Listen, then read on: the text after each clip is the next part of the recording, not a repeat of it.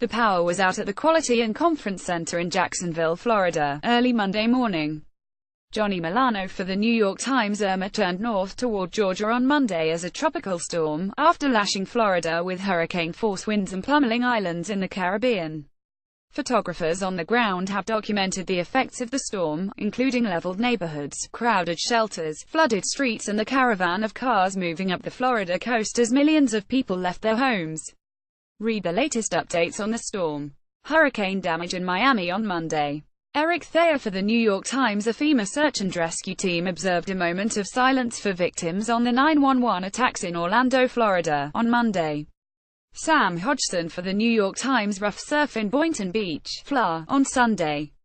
Jim Russell, South Florida Sun-Sentinel, via Associated Press. From left, Alexandra Alvarez, Sherry Conklin and Christy Olmeda packing water in Fajardo, PR, to bring to victims of Hurricane Irma on St. Thomas on Sunday. Erica P. Rodriguez for the New York Times. Jacksonville Beach, Fla, on Sunday, before Irma was set to arrive. Johnny Milano for the New York Times. Guests watched the weather at the Element Hotel in Miami on Sunday. Kevin Hagen for the New York Times. Palm trees were toppled by wind in Miami Beach on Sunday. Wilfredo Lee, Associated Press. A search and rescue team working under the Federal Emergency Management Agency at the Orange County Convention Center in Orlando on Saturday.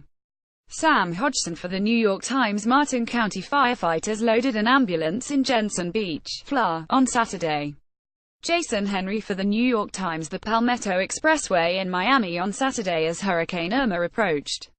Scott McIntyre for the New York Times. Waves crashed against a seawall in Jensen Beach, Fla, on Saturday. Jason Henry for the New York Times. A bust of John F. Kennedy, strapped down against the coming storm, in North Bay Village, Fla, on Saturday.